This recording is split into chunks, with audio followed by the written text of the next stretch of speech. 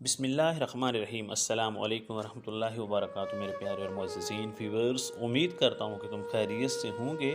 Farooqui media میں آپ سب کو خوش آمدید کہتا ہوں۔ تو آج ہم آپ لوگوں کو حضرت بابا فرید الدین گنج شکر رحمۃ اللہ علیہ کی تعلیم و تربیت کے بارے میں تفصیلاً آگاہ کریں گے۔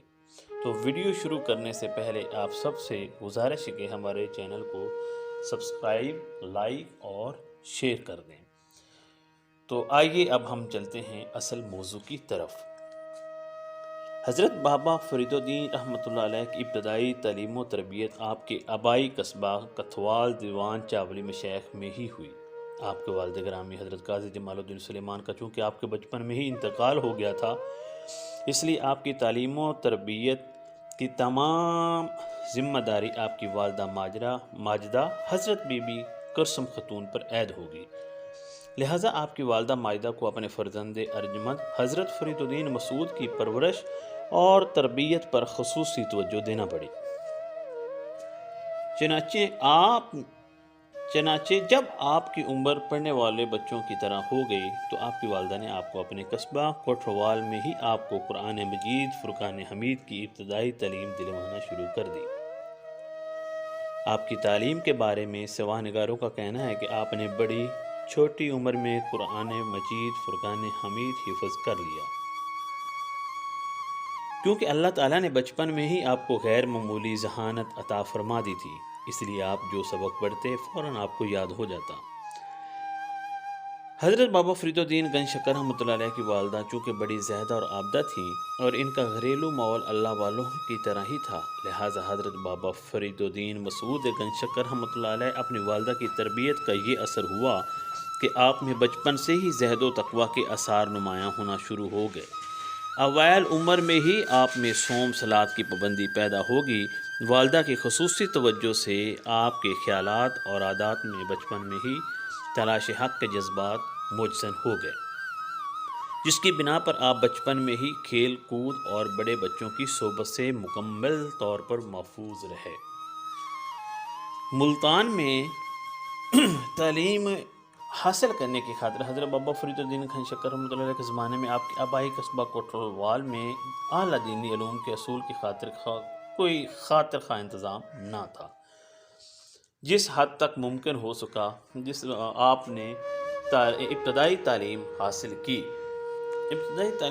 پھر آپ کی والدہ نے آپ کے متعلق سوچا کہ اپنے بیٹے کو مزید تعلیم کے لیے ملتان بھیجیں، کیونکہ ملتان شہر ایک بہت بڑا شہر تھا اور وہاں ہر طرح کی تعلیم کے اصول کی خاطر خواہ کے مواقع موجود تھے۔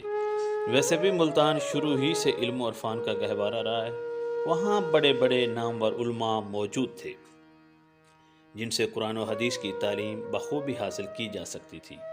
اس غرض سے آپ کی والدہ نے آپ کو ملتان شہر بھیج دیا۔ ملتان آنے کے وقت آپ کی عمر تقریباً 18 برس بیان کی جاتی ہے۔ ملتان پہنچ کر آپ نے درس والی مسجد میں قیام کیا۔ یہ مسجد سرائے حلوائی کے قریب تھی۔ اس زمانے میں اس مسجد میں ایک نامور عالم دین حضرت مولانا منہاج الدین ترمذی بچوں کو دینی تعلیم دیتے تھے۔ بہت سے شاگرد ان کے حلقہ درس میں شامل تھے۔ انہیں قرآن و حدیث اور دینی علوم کی تدریس پر کامل عبور تھا۔ حضرت بابا فرید الدین گنج شکر رحمۃ اللہ علیہ ان کی شاگردی میں داخل ہو کر علوم دینیہ کی تعلیم حاصل کرنے میں مصروف ہو گئے۔ انہوں نے دوران تعلیم حضرت بابا فرید کو بڑا ہونہار طالب علم پایا، اس لیے آپ ان کی خصوصی توجہ دینے کے محور بن گئے۔ اسی بنا پر آپ کے استاد مولانا منہاج الدین ترمذی نے آپ کو دینی تعلیم میں کامل کرنے کے لیے کوئی کمی نہ چھوڑی۔ یہی وجہ ہے کہ ان کی نظر و اتفاق کی بنیاد پر آپ نے چند سالوں میں قرآن و حدیث، تفسیر و فقہ، منطق و فلسفہ، حیات ریاضی غیر یہ تمام ضروری علوم کی کتابیں ان سے پڑھ لیں اور نہایت ہی قلیل عرصہ میں ہر طرح کے دینی علوم میں کامل ہو گئے۔ جن ایام میں حضرت بابا فرید الدین مسعود رحمۃ اللہ علیہ ملتان میں دینی تعلیم کے حصول میں شب روز مصروف تھے، ایک روز یوں ہوا کہ حضرت بابا فرید الدین مسعود مسجد میں ایک کتاب کا مطالعہ کر رہے تھے۔ اس کتاب کا نام نافع تھا۔ اسی اسنا میں اس مسجد میں اچانک نماز پڑھنے کی غرض سے حضرت خواجہ قطب الدین بختیار کاکی رحمۃ اللہ علیہ تشریف لے آئے۔ حضرت خواجہ نے جب آپ کو کتاب پڑھتے ہوئے دیکھا تو پوچھا، اے جوان کیا پڑھتے ہو؟ حضرت بابا فرید الدین گنج شکر رحمۃ اللہ نے سر جھکائے ہوئے جواب دیا کہ حضرت نافع پڑھ رہا ہوں۔ حضرت خواجہ نے فرمایا کہ اے جوان تمہیں انشاءاللہ اس سے نفع ہی ہوگا، یعنی نافع کتاب کا پڑھنا تمہارے لیے نافع ہی ہے۔ پھر حضرت فرید الدین مسعود گنج شکر رحمۃ اللہ علیہ نے مشتاق نگاہیں اٹھا کر حضرت خواجہ قطب الدین بختیار کاکی کی طرف دیکھا۔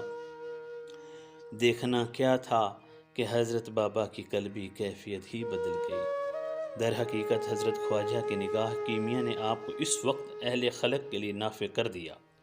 اس کے بعد حضرت بابا فرید نے حضرت خواجہ کے قدموں پر سر رکھ کر کہا کہ یا حضرت مجھے تو اصل نفع آپ کی نگاہ کیمیا سے ہی ہوگا۔ حضرت خواجہ اس سے حضرت فرید الدین مسعود پر یکدم مہربان ہو گئے۔ ادھر حضرت بابا فرید الدین رحمۃ اللہ علیہ نے بھی اپنی ولی چاہت اور تمناؤں کو حضرت خواجہ قطب الدین بختیار کاکی سے وابستہ کر دیا۔ اس کے بعد حضرت خواجہ قطب الدین بختیار کاکی رحمۃ اللہ علیہ جتنے روز ملتان میں مقیم رہے، حضرت بابا فرید الدین مسعود رحمۃ اللہ علیہ ان کی صحبت سے مستفیض ہوتے رہے۔ حضرت خواجہ کی بصیرت انگیز نگاہوں نے یہ محسوس کر لیا تھا کہ یہ سعادت مند نوجوان ایک جلیل القدر ولی اللہ بن جائے گا، کیونکہ انہیں آپ کی پیشانی میں نور ولایت چمکتا ہوا نظر آیا۔ آخر کار ایک روز حضرت خواجہ قطب الدین بختیار کاکی رحمۃ اللہ علیہ دہلی جانے کے لیے روانہ ہوئے تو حضرت فرید الدین مسعود رحمۃ اللہ علیہ نے بھی آپ کے ساتھ چل دیے۔ تھوڑا سا سفر کیا کہ حضرت خواجہ نے فرمایا، اے فرید ظاہری علوم کی تکمیل کے لیے کچھ عرصہ اور لگائیں، اس کے بعد میرے پاس دہلی آ جانا۔ لہٰذا حضرت بابا فرید الدین نے یہ حکم سنتے ہی واپس ملتان میں اپنے قیام گاہ پر آ گئے اور تحصیل علم میں مصروف ہو گئے۔ حضرت بابا فرید الدین خود فرماتے ہیں کہ میں جب ملتان سے دہلی گیا تو شیخ الاسلام قطب الدین بختیار کاکی رحمۃ اللہ علیہ کی خدمت میں حاضر ہوا تو میں نے ان کے دست حق پرست پر بیعت کی جو نعمت اور عظمت میں نے ان میں دیکھی آج تک کسی میں نہ دیکھی تھی۔ ان کا مرید ہو گیا۔ آپ فرماتے ہیں کہ تیسرے روز انہوں نے مجھ پر اپنی عطاؤں اور کرم کے دروازے کھول دیے اور فرمایا کہ اے فرید خوب ہوا کہ تم اپنا کام پورا کر کے میرے پاس آئے ہو۔ اس کا حوالہ راحت القلوب میں ملتا ہے اور فوائد السالکین میں بھی بابا صاحب رحمۃ اللہ نے اپنی بیعت کا واقعہ اسی طرح بیان کیا ہے۔ جب اس بندہ حقیر خادم درویشاں کو دولت قدم بوسی حضرت خواجہ قطب الدین بختیار کاکی کی حاصل ہوئی تو آپ نے اس وقت کلاچہار ترکی میرے سر پر رکھ دی۔ اس مجلس میں قاضی حمید الدین ناگوری رحمۃ اللہ علیہ اور مولانا علاء الدین کرمانی رحمۃ اللہ علیہ، سید نور الدین مبارک رحمۃ اللہ علیہ اور شیخ نظام الدین رحمۃ اللہ علیہ، مولانا شمس الدین ترک رحمۃ اللہ علیہ، شیخ محمود معینہ رحمۃ اللہ علیہ اور بہت سے دوسرے درویش موجود تھے۔ اس موقع پر حضرت خواجہ بختیار کاکی رحمۃ اللہ علیہ نے فرمایا، اے فرید مرشد میں اتنی قوت باطنی ضرور ہونی چاہیے کہ جو شخص اس سے بیعت کرنے کا طالب ہو اس کے سینہ کی علائش کو اپنے تصرف روحانی سے ایک ہی نگاہ میں دور کر دے اور اس کے بعد اس سے بیعت لے کر اصل اللہ کرے، اس کے بعد واصل اللہ کرے۔ اگر مرشد میں اتنی قوت نہیں تو پیر اور مرید دونوں منزل سے دور ہیں۔ حضرت بابا فرید جب حضرت خواجہ کے مرید ہو گئے تو انہوں نے آپ کو ریاضت مجاہد کا حکم دیا۔ حکم پاتے ہی آپ پہلے سے ہی زیادہ مجاہدات میں منہمک ہو گئے۔ کہا جاتا ہے آپ عرصہ دراز تک اپنے مرشد کی خدمت عالیہ میں رہے اور ان کی بے پناہ خدمت کی۔ شجرہ طریقہ کار حضرت بابا فرید الدین گنج شکر رحمۃ اللہ علیہ کی شجرہ طریقت یوں بیان کیا جاتا ہے۔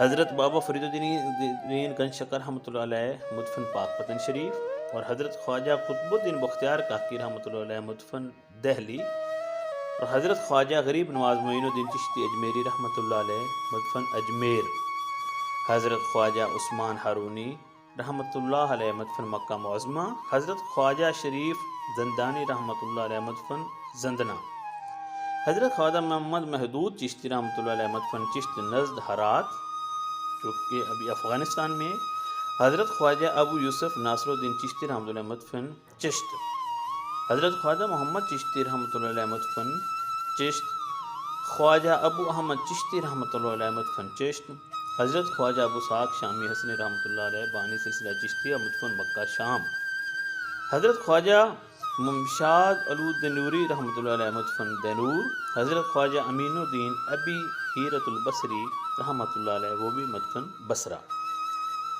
حضرت خواجہ سدید الدین حذیفہ المرعشی رحمۃ اللہ علیہ مدفن بصرہ، حضرت خواجہ ابراہیم ادہم بلخی رحمۃ اللہ علیہ مدفن شام، اور حضرت خواجہ فضیل بن ایاز رحمۃ اللہ علیہ مدفن ہیں مکہ معظمہ میں، اور حضرت شیخ ابو الفضل عبد الواحد بن زید رحمۃ اللہ علیہ مدفن بصرہ، حضرت خواجہ حسن بصری رحمۃ اللہ علیہ مدفن بصرہ، امیر المؤمنین شیر خدا حضرت علی کرم اللہ وجہہ مزار اقدس نجف اشرف۔ تو یہ مختصر اور جامعہ حضرت بابا فرید الدین گنج شکر رحمۃ اللہ علیہ کی تعلیم و تربیت کے بارے میں